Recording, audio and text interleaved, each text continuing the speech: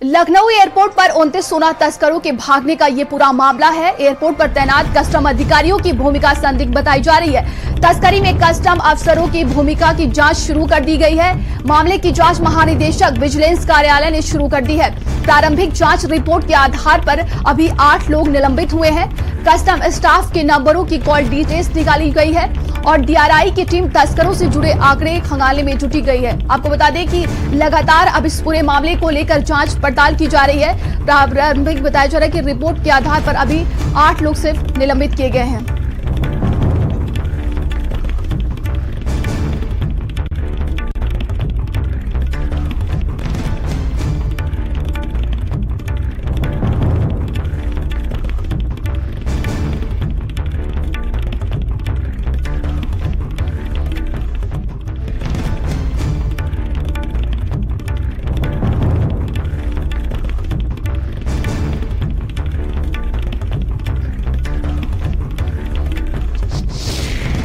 और ज्यादा जानकारी के साथ संवाददाता संदीप हमारे साथ जुड़ गए। संदीप, क्या कुछ अपडेट है इस पूरे मामले को लेकर? कहां तक ये कार्रवाई आगे पहुंची?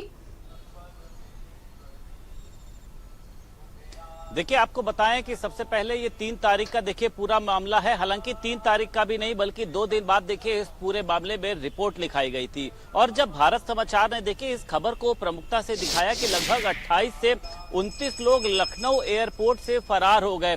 जो शारजाह फ्लाइट से यहां पर पहुंचे थे, लगभग 3.5 करोड़ रुपए का सोना उनके पास मिला था, 25 लाख रुपए कैश बरामद किए। लेकिन ये देखा गया कि सभी 30 लोग वहां से फरार हो गए। भारत समाचार ने जब इस खबर को चलाया उसके बाद हालांकि इस पूरी खबर को संज्ञान में लिया गया। कुछ लोगों को कार्यवाही के नाम पर जो है बहुत ही कम उन पर कार्यवाही की गई, लेकिन लगातार इस खबर को प्रमुखता से दिखाने के बाद तमाम लोगों को निलंबित किया गया। अब इसमें यह देखा जा रहा है कि इसमें कस्टम विभाग के जो अधिकारी हैं उनकी भूमिका को बहुत ही संदिग्ध माना जा रहा है। यानी अब जो विजिलेंस टीम है, जो यानी डीजी विजिलेंस टीम है, वो इसकी पूरी जांच कर रही है। उनके जो सीयूजी नंबर है, उनके कॉन्टेक्ट्स को खंगालने की कोशिश करी जा रही है कि अगर इस दौरान उनके पास पैसा आया। क्योंकि देखिए, आपको बताएं कि जो सोना तस्करी करने वाले गिरोह हैं उनके लिए लखनऊ एयरपोर्ट सबसे मुझे लगता है कि एक सुगम यानी जन्नत बन गया है कि यहाँ से जो तस्करी है आखिर वो किस पैमाने पर करी जा रही है।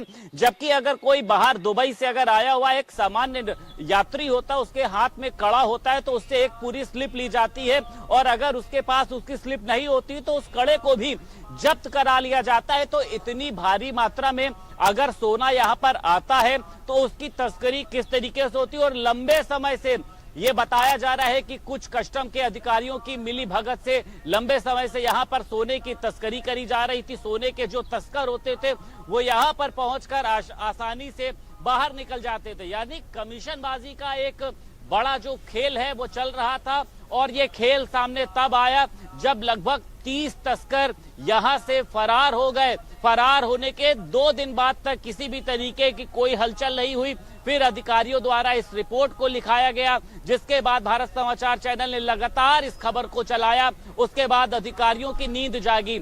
अब ये माना जा रहा है डीजी विजिलेंस इस पूरे मामले की जांच कर रहा है और इसमें जो भी कस्टम विभाग के अधिकारी होंगे जिनके लगातार नंबरों से कॉल किया जा रहा है, जिनके खातों में किस तरीके का ट्रांजैक्शन हुआ है, उनसे पूछताछ करी जा रही है। वहां के कर्मचारियों से पूछताछ करी जा रही है। हालांकि यहाँ के लगभग 10 लोगों को बदल दिया गया था, क्योंकि देखिए लगातार लंबे समय से ये देखा जा रहा है कि बाहरी तस्कर, अभी कुछ दिन पहले भी देखा गया था कि एक तस्कर बस में लगभग 6 करोड़ रुपए का सोना छोड़ के भाग गया था। वो सोना कहाँ गया? उसी के साथ साथ तस्कर अगर यहाँ पर आते हैं तो उन पर किस? जी संदीप, यानी कि जैसे जैसे जांच का दायरा आगे बढ़ेगा इसकी गिरफ्त में और भी ज्यादा लोग आएंगे।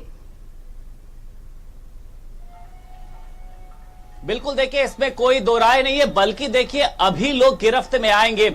सोने के तस्करी का ये जो पूरा खेल है ये लखनऊ एयरपोर्ट पर देखिए लंबे समय से चल रहा है। लगातार ये देखा जाता है कि क्योंकि देखिए जिस तरीके से तस्करी इधर बहुत ज्यादा बढ़ी है, आप समझ सकती हैं। 3.5 करोड़ रुपए का सोना यहाँ पर आना, 25 लाख रुपए कैश पकड़ा जाना और उन तस्करों को जेल में भेजने के बजाय वो वहां से भागे कैसे। आप समझ रही है कि एयरपोर्ट पे अगर आपके पास बोर्डिंग पास ना हो तो आप अंदर नहीं जा सकते। तमाम तरीके से चेकिंग करी जाती है।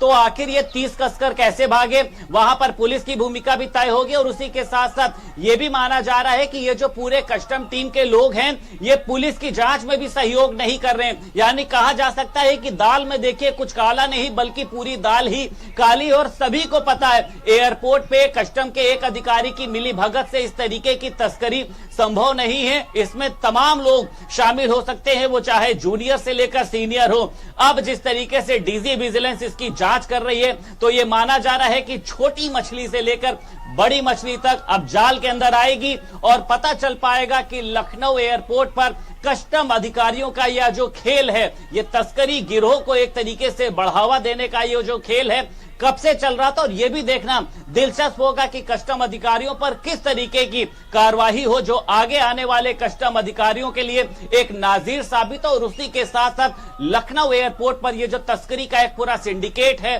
पूरा ये गिरोह है, ये जल्द बंद हो। जी, तमाम जानकारी के लिए बहुत बहुत धन्यवाद आपका।